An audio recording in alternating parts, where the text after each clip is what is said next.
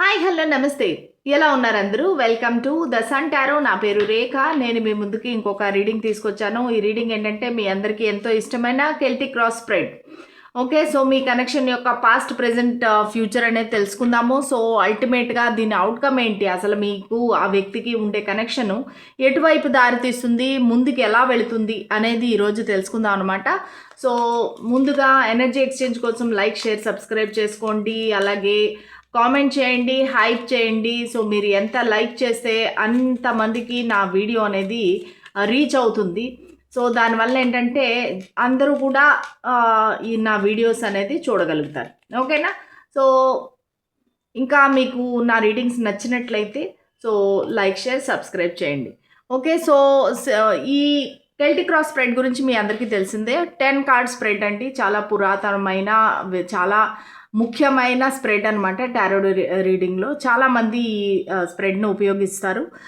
So దీనిలో 10 cards ఉంటాయి. ఒక్కొక్క కార్డ్కి ఒక్కొక్క క్వశ్చన్ ఉంటుంది. ఆ క్వశ్చన్ మనం అడిగేటప్పుడు మనకు ఆన్సర్స్ వస్తాయి. ఫైనల్గా అల్టిమేట్గా ఫైనల్ అవుట్కమ్ ఏంటి అనేది కూడా తెలుస్తుంది. సో అది ఏంటి అనేది ఈరోజు తెలుసుకుందాం. ఓకేనా?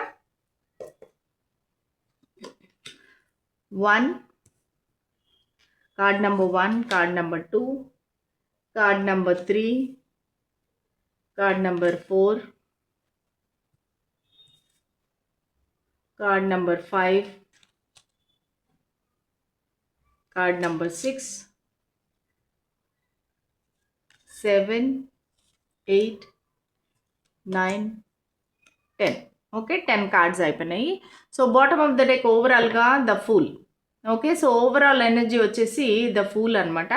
సో అంటే ఏంటంటే ఈ కనెక్షన్లో మీ పర్సన్ ఏంటంటే రిస్క్ తీసుకోవాలి అనుకుంటున్నారు, ముందుకు రావాలి అనుకుంటున్నారు, వాళ్ళు ఒక న్యూ బిగినింగ్ అనేది కోరుకుంటున్నారు. ఈ కనెక్షన్ ముందుకు వెళ్ళాలి. మీరిద్దరూ కూడా చాలా టూర్స్ కానీ, వెకేషన్స్ కానీ వెళ్ళాలి. మీరు బాగా ఎంజాయ్ చేయాలి. ఒక అడ్వెంచరస్ ట్రిప్స్కి వెళ్ళాలి.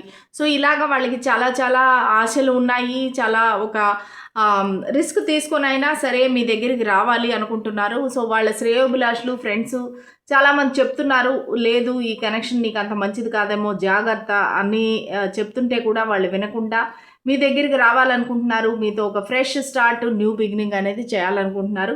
సో ఇది ఓవరాల్ ఎనర్జీ. మనం కార్డ్స్ చూడకుండానే మనకి కనిపించేది. కానీ ఒక్క విషయం గుర్తుపెట్టుకోండి, సో వాళ్ళు కమిట్మెంట్ అనేది ప్రస్తుతానికి అనుకోవటం లేదు, ఒక మ్యారేజ్ అని అనుకోవటం లేదు. మీతో ఎంజాయ్ చేయాలి, మీతో తిరగాలి, మీతో టైం స్పెండ్ చేయాలి అని మాత్రమే అనుకుంటున్నారు. ఓకే, ఇది మైండ్లో పెట్టుకొని రీడింగ్ చూడండి.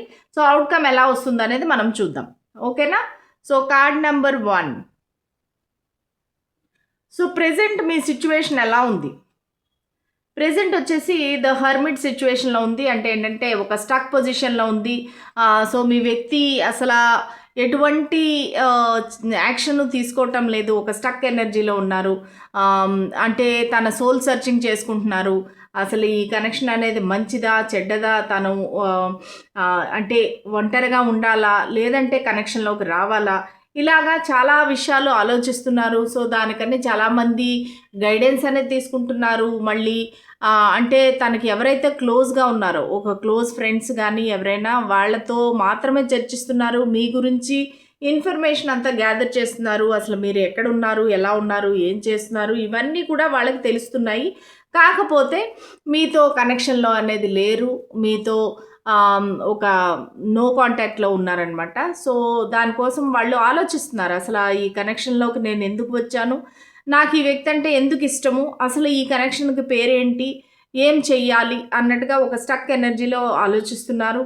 సో ఈ వ్యక్తి కన్యారాశి అయ్యే అవకాశం ఉందండి. సో ముఖ్యంగా నాకు ఆ కన్యారాశి కనిపిస్తుంది, కుంభరాశి కనిపిస్తుంది.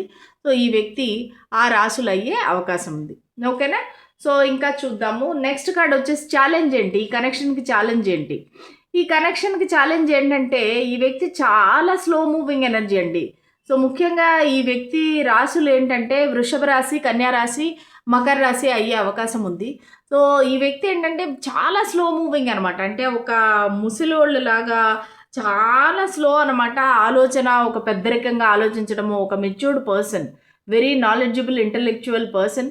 కాకపోతే వీళ్ళకి ఏంటంటే ఒక అడుగు ముందుకు వేస్తే 10 అడుగులు వెనక్కి వేస్తారు. ఎందుకంటే ఈ కనెక్షన్ అనేది కరెక్టా కాదా, అందరూ ఏమనుకుంటారు, సొసైటీ ఏమంటుంది, లేదంటే వాళ్ళ ఫ్యామిలీ ఏమంటారు, అందరూ ఒప్పుకుంటారా లేదా అనే ఒక డార్క్ ఎనర్జీలో ఉన్నారు. సో దానివల్ల ఒక భయం అనేది ఉంది. మీ దగ్గరికి రావాలన్నా, ఈ కనెక్షన్ ముందుకు తీసుకువెళ్ళాలన్నా సో వాళ్ళకి ఒక రకమైన భయం అనేది ఉంది. సో దానివల్ల ఏంటంటే సో వాళ్ళు ముందుకి వెళ్ళలేకపోతున్నారు. ఓకే. సో అది ఇక్కడ ఈ కనెక్షన్‌కి ఛాలెంజ్ ఏంటంటే వీళ్ళు very, very slow moving energy. So దానివల్ల ఏంటంటే మీకు చాలా ఒక ఇన్‌సెక్యూరిటీ, ఒక భయము, అసలు ఏంటి ఈ పర్సన్ ఏం ప్లాన్ చేస్తున్నారు, ముందుకు ఎలా వెళుతుంది అనే భయంతోనే ఈ రీడింగ్ అనేది మీరు చూస్తున్నారు.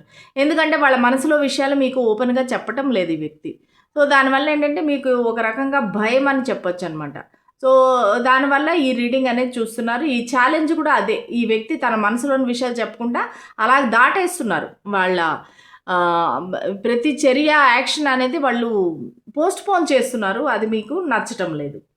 సో కార్డ్ నెంబర్ 3 వచ్చేసి past, recent past.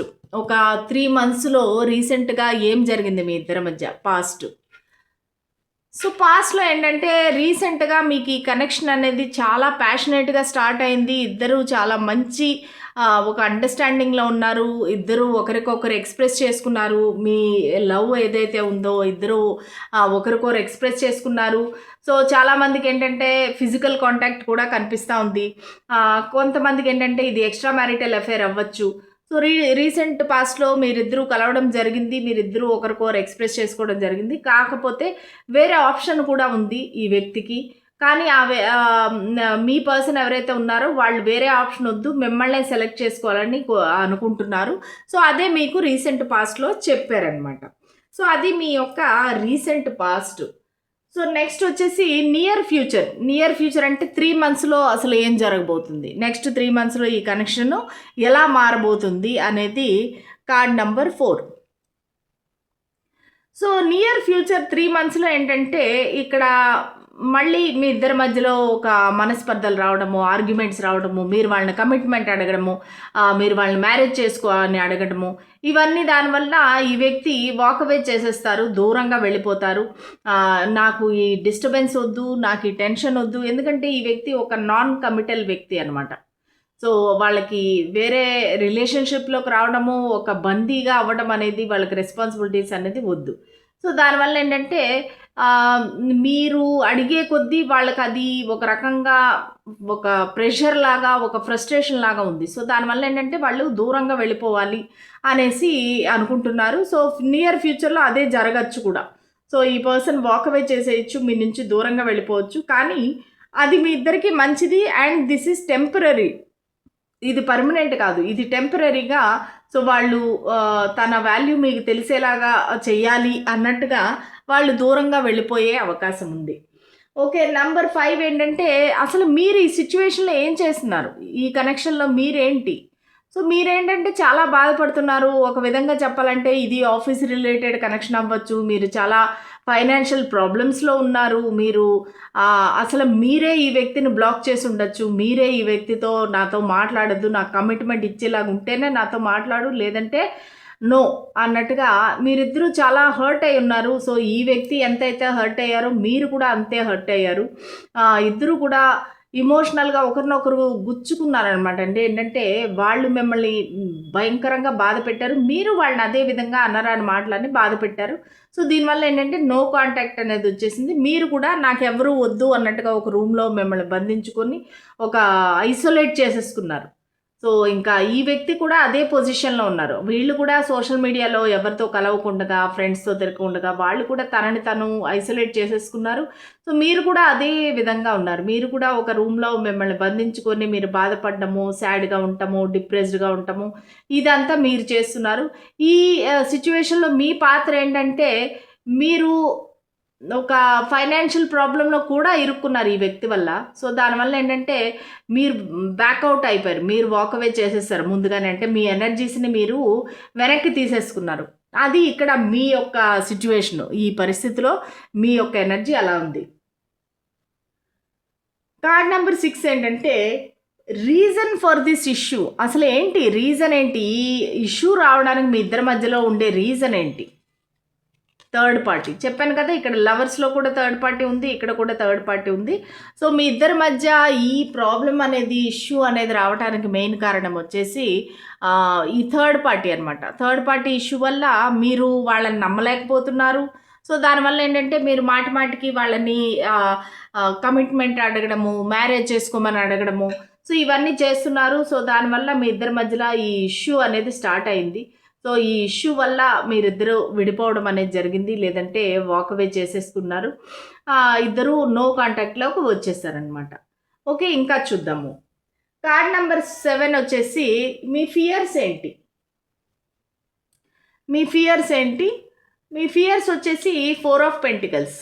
So 4 of pentacles అంటే ఏంటంటే ఈ వ్యక్తి అసలు ఏమీ చెప్పకుండా ఇలాగే మిమ్మల్ని దూరంగా పెట్టేస్తారేమో, అసలు తన ఫీలింగ్స్ చెప్పకుండా దూరం అయిపోతారేమో. సో తను ఒక అబ్సెస్డ్గా థింక్ చేస్తున్నా సరే మీకు ఏమీ చెప్పకుండా మిమ్మల్ని ఒక అంధకారంలో పెట్టేస్తారేమో, ఒక డార్క్ ఎనర్జీలో. తను మనీ అనేది సేవింగ్లో పడిపోయి మిమ్మల్ని మర్చిపోతారేమో. సో ఇలాంటి భయాలన్నీ మీకైతే నాకు కనిపిస్తున్నాయి. ఈ సిచ్యువేషన్లో మీకుండే భయాలు ఇవన్నమాట. తర్వాత మీ యువర్ ఎన్వైర్మెంట్ అంటే మీ చుట్టుపక్కల అసలు ఎలా ఉంది పరిస్థితి, మీ చుట్టుపక్కల ఉండే వాళ్ళు ఏం చెప్తున్నారు, మీ ఫ్రెండ్స్, రిలేటివ్స్ ఎవరు ఏం చెప్తున్నారు, మీ ఎన్వైర్మెంట్ ఎలా ఉంది. సో 7 ఆఫ్ పెంటికల్స్, అందరూ దూరం నుంచి చూస్తున్నారు, మీకు చెప్తున్నారు, మీకు ఇద్దరి మధ్యలో కనెక్షన్ గ్రో అవ్వేది అందరూ చూస్తున్నారు. సో మీ ఇద్దరికి కూడా ఈ కనెక్షన్ ముందుకు వెళ్ళటం, మీరు తిరగడము, కలిసి తిరగడము అన్నీ చూస్తున్నారు వాళ్ళు. కానీ ఎవరు కూడా ఏమీ నోరు మెదపటం లేదు, అందరూ సైలెంట్గా ఉన్నారు, అందరూ సైలెంట్గా చూస్తున్నారు. అంతకు మించి ఎవరు కూడా ఈ కనెక్షన్లో పెద్దగా ఇన్వాల్వ్ అవ్వట్లేదు. సో అందరూ ఏంటంటే మీరు బాగుండాలి, మీకు దేవుడి దయ వల్ల అందరూ మంచి వాళ్ళే ఉన్నారు చుట్టుపక్కల. కాకపోతే ఏంటంటే వాళ్ళు మీకు ఏది మంచి ఏది చెడు అని చెప్పట్లేదు, వాళ్ళు ఏంటంటే దూరం నుంచి చూస్తున్నారు.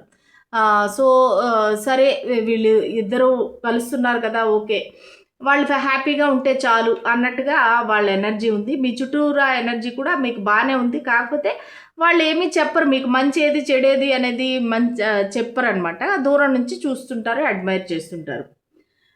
మళ్ళా మీ ఐడియాస్ ఏంటి?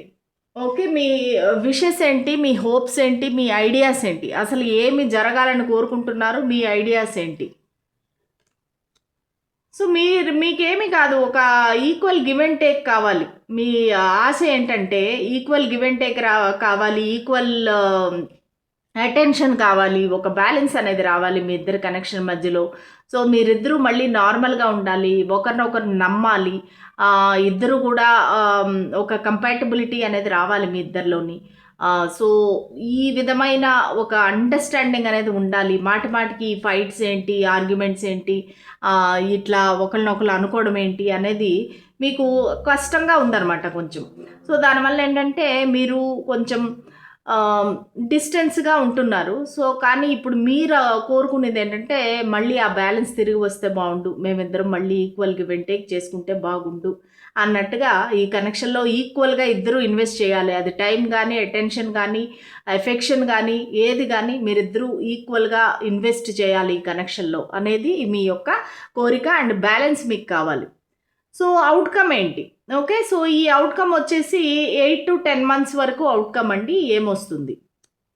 ఓకే, న్యూ బిగినింగ్ అనేది జరుగుతుందండి ఖచ్చితంగా మీ ఇద్దరి మధ్యలోని. ఒక న్యూ బిగినింగ్, ఒక స్టేబుల్ కమిట్మెంట్తో స్టార్ట్ అవుతుంది. అంటే కమిట్మెంట్ అంటే ఏంటంటే మీ వ్యక్తి చెప్తారు, ఓకే నేను ఇంకా వేరే వాళ్ళని చూడకుండా నీతోనే ఉంటాను అన్నట్టుగా మీకు మాట ఇవ్వడం కానీ, సో మనము ఈ కనెక్షన్లో ఇద్దరం కలిపి ఇన్వెస్ట్ చేద్దామని చెప్పడం కానీ, లేదంటే ఇద్దరు ఒకవేళ ఆఫీస్లో కలిసి పనిచేస్తుంటే కూడా సో మీరు ఒక కొత్త ప్రాజెక్ట్లో స్టార్ట్ చేయటం కానీ, ఏదైనా కొత్త బిజినెస్ ఇద్దరు కలిసి స్టార్ట్ చేయడం కానీ, ఇలాగా ఒక స్టేబుల్ న్యూ బిగినింగ్ అనేది మీ ఇద్దరి మధ్యలో జరుగుతుందండి.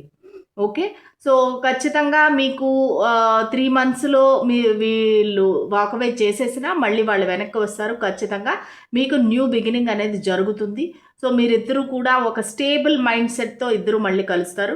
సో ఈ రీడింగ్ మొత్తం మీద నాకు అర్త్ సైన్స్ ఎక్కువగా కనిపిస్తున్నాయి, అంటే టారస్, విర్గో, కేప్రికాన్.